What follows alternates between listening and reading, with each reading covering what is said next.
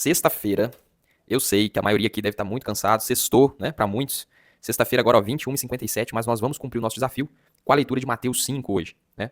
Esses dias eu vi no Facebook um vídeo falando do Ayrton Senna e falando assim que em dias de sol é muito difícil você ultrapassar 15 carros. Mas em dias de chuva isso era possível para Ayrton Senna, né? E hoje, sexta-feira, é onde todo mundo já parou, né? Todo mundo já... Quem fez, fez. Quem não fez, não faz mais, né? Então os carros já foram para os boxes trocar pneu, abastecer, fazer manutenção, né? Para começar a próxima semana. Porém, os carros que ainda estão na pista, né? 21h57, sexta-feira, agora que é a hora de pisar fundo no acelerador para tirar a diferença, né? Para tirar alguma vantagem dos carros que já pararam. Então você que tá comigo hoje aqui em plena sexta-feira, você é esse carro que continua na pista enquanto os outros já foram para os boxes. E agora é a hora de você pisar fundo e entrar comigo aqui nessa palavra de Mateus capítulo 5, o Sermão do Monte. Vamos lá? Pessoal, eu vou ler aqui com vocês, tá? E vou comentando. Jesus, vendo as multidões, ele subiu a um monte, por isso que chama Sermão do Monte, e assentando-se, os seus discípulos aproximaram-se dele. Jesus tinha esse costume, né, de quando ele falar com as multidões, ele se assentar.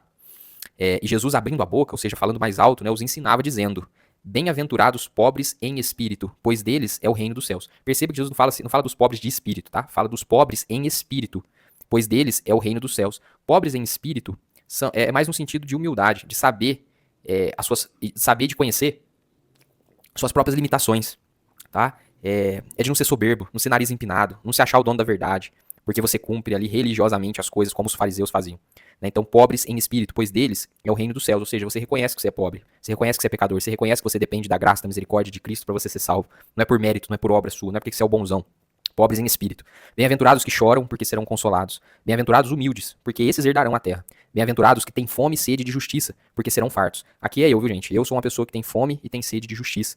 Principalmente, né, no país que nós vivemos hoje, no Brasil, o que mais você vê é injustiças, né? São pessoas inocentes pagando altos preços e pessoas corruptas, né, que deturpam o direito por suborno, ocuparem cargos altos, terem privilégios, né, e nada acontecer com eles, né? Eles serem acima da lei, serem intocáveis.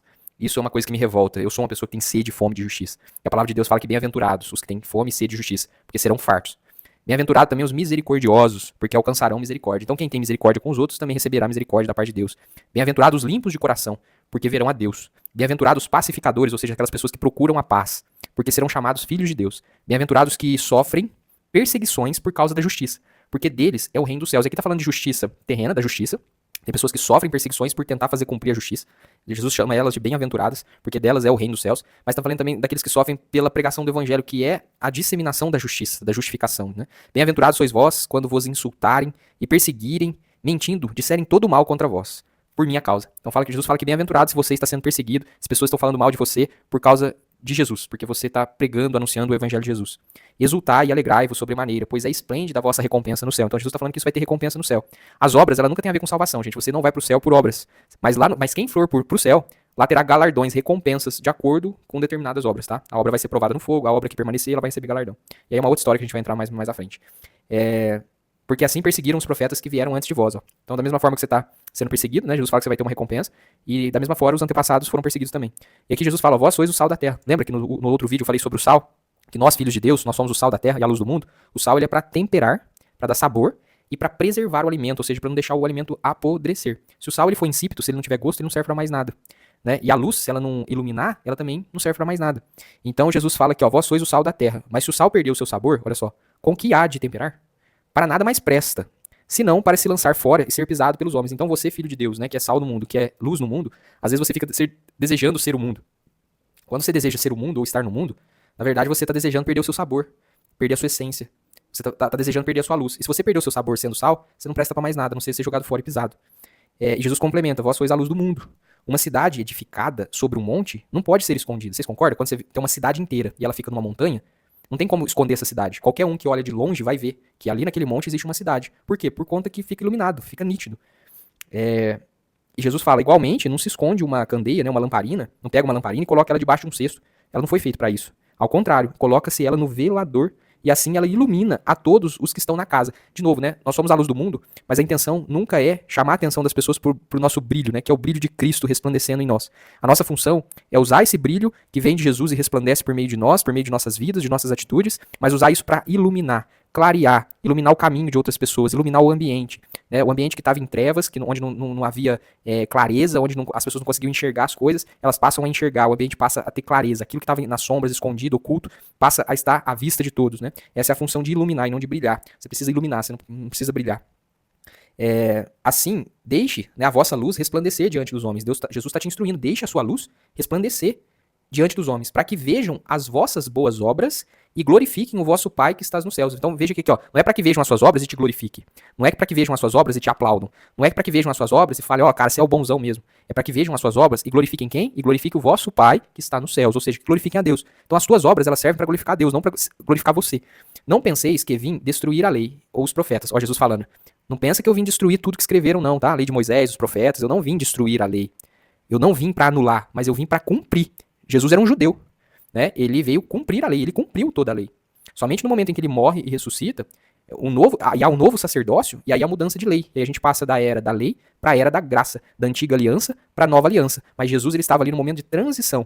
E esse momento de transição, houve a necessidade de muitas explicações e muitos questionamentos de coisas que eram feitas muito ao pé da letra, quase que um ritual religioso, mas não eram feitas por amor, por obediência ou por honra realmente a Deus, tá? E aí ele fala assim, ó, com toda certeza vos afirmo que até os céus e a terra passem, nenhum i ou o mínimo traço se omitirá da lei até que tudo se cumpra, né? Então Jesus está afirmando aqui que até tudo se cumprir, a gente, no Brasil, a gente conhece mais por nenhum J ou nenhum tio vai ser tirado da lei, né? Ou vai ser extraído da palavra, até que tudo se cumpra. Mas lá, na língua deles, né, no idioma deles, eu acho que o i e o traço, eles eram como se fosse o nosso J ou um tio. Nenhum ponto, nenhuma vírgula, nenhum J, nenhum tio vai ser tirado da palavra enquanto tudo se cumprir. Jesus afirmando isso, tá? Jesus garantindo isso. Por isso a palavra ela é inviolável, ela é cuidada por alguém muito maior. Qualquer, pois, que violar um desses menores mandamentos e assim ensinar aos homens, será chamado o menor no reino dos céus. Aquele, porém, que os cumprir e ensinar, será chamado grande no reino dos céus. Porque vos digo que se a vossa justiça não exceder a dos escribas e dos fariseus, de modo nenhum entrareis no reino dos céus. O que Jesus está falando aqui é o seguinte, tá? Ele está pregando, ele está falando para os cristãos, para aqueles que estão começando a seguir Jesus, a Cristo, a entender que ele é o Messias. Está falando assim, ó, se a vossa justiça não for maior, não exceder a justiça atual dos fariseus e dos escribas, vocês não vão entrar no reino dos céus, não. Opa, mas espera aí, os fariseus não eram os religiosos mais rigorosos, mais que levavam as coisas ao pé da letra, metódicos, né? Eram.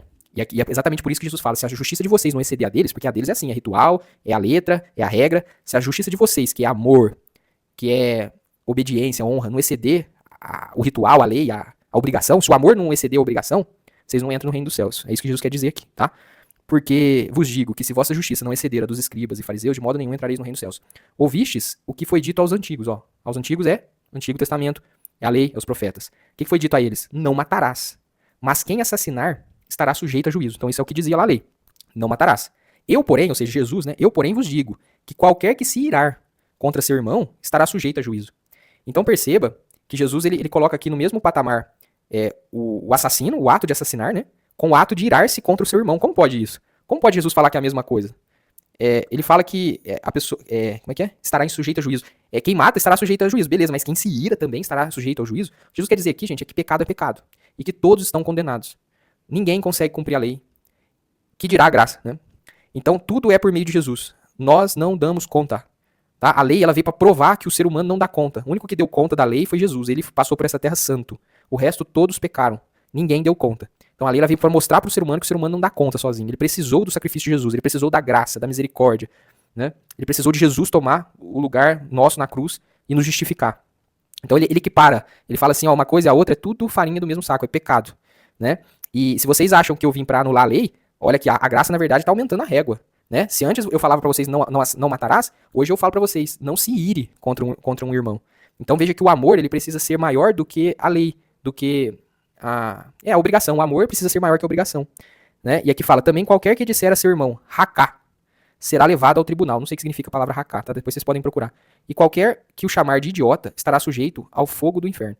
Assim sendo, se trouxeres a tua oferta ao altar e te lembrares de que teu irmão tem alguma coisa contra ti, deixa ali mesmo diante do altar a tua oferta e primeiro vai reconciliar-te com teu irmão e depois volta e apresenta a tua oferta. Então olha só, Jesus está falando assim, ó, você que está vindo aqui ofertar, entregar a sua oferta, mas está com o coração brigado com alguém, né? Você tá com ódio de alguém, você tá com raiva de alguém, você tá amargurado com alguém, entristecido com alguém. Não oferta não, cara. É muito melhor você vir aqui no altar com o coração limpo, em paz, do que ofertar e tá em treta com teu irmão, tá em treta com alguém, tá em contenda com alguém. Conserta com quem você tá tretado, que é muito melhor do que se ofertar. Eu prefiro uma pessoa de coração limpo do que um ofertante. É isso que Jesus quer dizer aqui. Ele tá falando assim, ó, entre em acordo depressa com o teu adversário, enquanto estás com ele a caminho do tribunal. Entre em acordo enquanto vocês estão a caminho do tribunal. Por quê? Para que não aconteça que o adversário te entregue ao juiz. O juiz te entregue ao carcereiro e te jogue na cadeia. Com toda certeza afirmo que de maneira alguma sairás dali enquanto não pagares o último centavo. O que Jesus está falando aqui? Se acerta com teu irmão enquanto há tempo. Se acerta com teu irmão enquanto você tá vivo, enquanto ele tá vivo. Não deixa o negócio correr, não. Não deixa o negócio se prolongar, não. Não deixa o negócio criar raízes, brotar, virar uma árvore, dar fruto, virar estações, anos, tá? Resolve essa bucha agora. E aqui ele não fala, ele não pergunta se você tá errado ou se você tá certo nessa história. Ele não pergunta se foi o teu irmão que te prejudicou. Ele fala assim, ó, vai você que é cristão, que crê em mim, e conserte com seu irmão. Independente se é ele o culpado, independente se foi ele que te agrediu, independente se foi ele que te magoou. Você é cristão? Você me conhece? Você é meu filho? Você vai lá e inicie esse acordo, essa conciliação. Antes que seja tarde. O que é antes que seja tarde? Antes que alguém te entregue ao juiz, antes que esse negócio chegue na justiça, antes que esse negócio vá pro tribunal. Porque se for pro tribunal e o juiz julgar, e você for entregue pro carcereiro e ficar na prisão, você vai sair de lá só quando você terminar de pagar o último centavo. Então Jesus tá falando assim, não deixa o tempo passar, não. Não deixa a outra pessoa morrer, não deixa você morrer. Resolve isso agora, enquanto é tempo, porque se isso for pra justiça divina ou terrestre, aí, meu amigo, aí não tem mais o que fazer, não. Aí você vai sair de lá só quando você pagar o último centavo, estando você certo ou estando você errado. Cabe a você essa conciliação. É responsabilidade de filho. Ouviste o que foi dito. Não cometerás adultério. Então, Velho Testamento, lei, falava, não adulterarás, né? Eu, Jesus, né, porém vos digo que qualquer que olhar para uma mulher com intenção impura em seu coração, já cometeu adultério com ela. De novo, Jesus está comparando ali o pecado do adultério, que é a prática, o ato de adulterar, com o simples olhar desejoso. Ele está colocando tudo no mesmo patamar, tudo pecado. Ele tá falando assim, ó, se você é cristão, se você quer seguir o que eu tô te ensinando, a graça, o amor, é outro nível, meu caro. Aqui não é questão nem mais de adulterar, aqui é questão de olhar com desejo já. Aqui é outro jogo, aqui você tá jogando a primeira divisão, aqui é elite. Pra ser cristão é elite. A lei foi só pra mostrar que vocês não dão conta. A graça, agora que vocês estão capacitados com o Espírito Santo, que vocês agora fazem frente com a carne, fazem frente com o pecado, vocês estão capacitados pra vencer a carne, pra vencer o pecado por meio de mim, por meio de Jesus, o negócio é mais em cima agora, né? Então quem acha que a graça é mais light que a lei, não é bem assim não, né? Vamos continuar aqui. Se o teu olho direito te leva a pecar, arranca-o e lança-o fora de ti, pois te é mais proveitoso perder um dos teus membros do que todo o teu corpo ser lançado no inferno. Se a tua mão direita te fizer pecar, corte ela e atire ela para longe de ti, pois é melhor que um dos teus membros se perca do que todo o teu corpo seja lançado no inferno. Isso aqui, pessoal, as pessoas do ensino, elas conhecem, isso aqui é uma técnica, né, que quanto mais absurdo é o exemplo, mais impactante é o exemplo, mais pedagógico ele é, né? Então, Jesus está falando isso daqui de forma pedagógica, né? Ele não está falando de forma literal, para você furar um olho teu, cortar um braço teu, se um membro teu faz você pecar, corta esse membro, é melhor você ir pro céu sem esse membro do que o teu corpo inteiro ir pro inferno. Não é literal isso aqui. Isso aqui tem a ver com um vídeo que eu assisti recentemente, onde mostrava o polvo, sabe o polvo que vive no mar, que tem 8 tentáculos lá? Esse animal é um dos animais mais incríveis que eu assisti, né? Ele é extremamente inteligente. A inteligência de um polvo é equiparada à inteligência de um cachorro, pra vocês terem ideia. O mecanismo de defesa de um polvo é a inteligência dele, ele não tem outros mecanismos de defesa. Ele solta, acho que uma tinta, né, mas não tem, ele se camufla, ele entra em frestas, né, entre pedras no fundo do oceano, porque não tem esqueleto, mas o forte dele é a inteligência dele. E o polvo, ele é um dos poucos animais capaz de se automutilar quando ele percebe que a vida dele realmente está em risco. Por exemplo, ele tenta se camuflar, ele solta tinta, sei lá, ele esconde, ele é inteligentíssimo.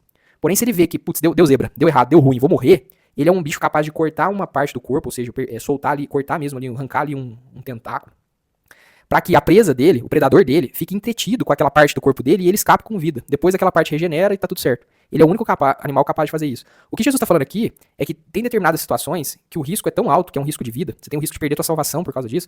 Cara, se você tá correndo o risco de perder tua salvação por causa de determinada coisa, faça igual esse povo. Já tentou de tudo, deu ruim, corta um pedaço, deixa o predador se entreter com ele para salvar a sua vida. Então ele tá falando assim, ó, faça tudo possível para não perder sua salvação, para não ir pro inferno. Se for preciso arrancar um pedaço do teu corpo, faça, mas de novo, não é literal, tá? Entenda o que eu quero dizer.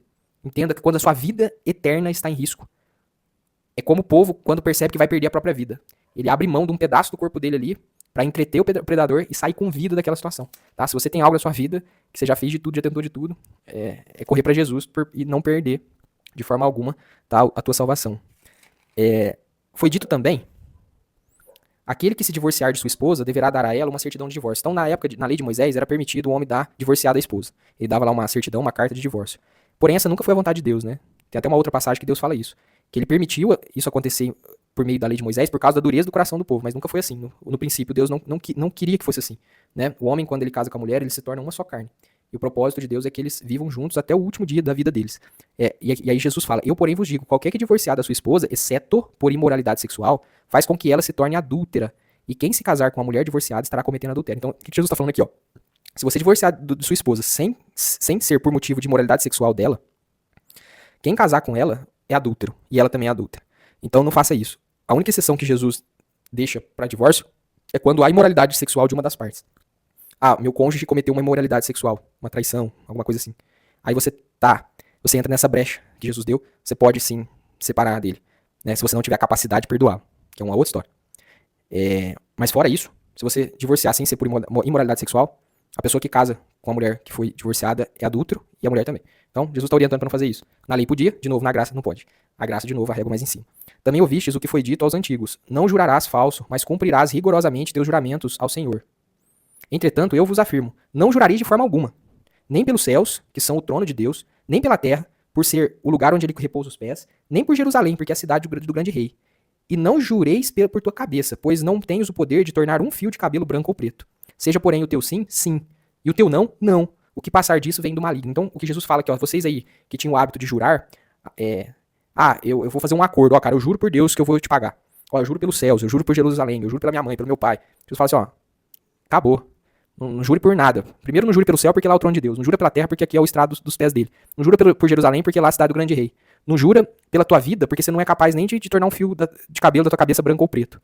Seja a tua palavra sim, sim, não, não. O que passa disso é de procedência maligna. O que Jesus está falando aqui é que cumpra a sua palavra, seja uma pessoa de sim e de não. O que você fala, você cumpre. Não precisa você jurar, não precisa você dar uma garantia. Seja sincero e verdadeiro naquilo que você fala, naquilo que você propõe, naquilo que você se compromete. Esse aqui é o padrão cristão. Tá? Então Jesus está fazendo aqui uma comparação. Padrão novo cristão, graça, com lei, Antigo Testamento. Régua mais em cima. Porém mostrando que tudo é a mesma coisa.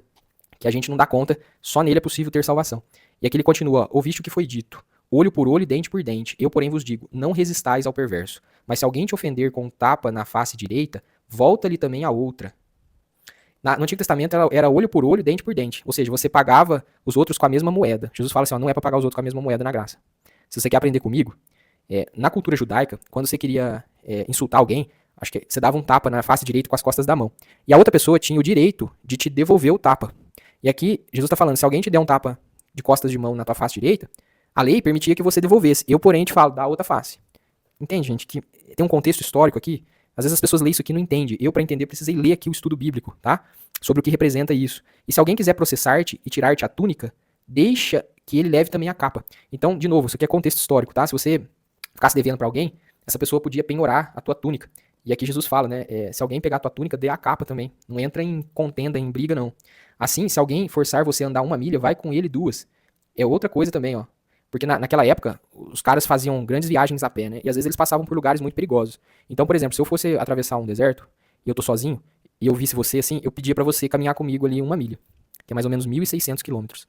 E você não podia recusar. Porque se acontecesse alguma coisa comigo no meio do caminho, eu fosse morto, assaltado, você era culpado também porque você não quis me acompanhar.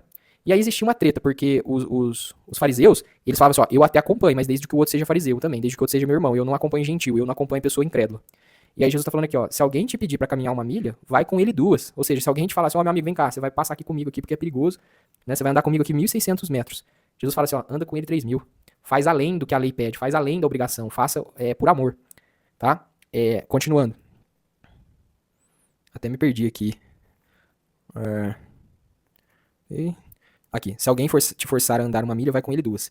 Dá a quem te pedir e não te desvies de quem deseja que lhe empreste algo. Ouviste o que foi dito, amarás o teu próximo e odiarás o teu inimigo. Então a lei mandava você amar o teu próximo, mas você podia odiar teu inimigo. Eu, porém, ó, Jesus, graça, vos digo, amai os vossos inimigos e orai pelos que vos perseguem. Olha isso, turma, pesado, hein? Para que isso, Jesus? Para que vos torneis filho do vosso Pai que estás nos céus, ó.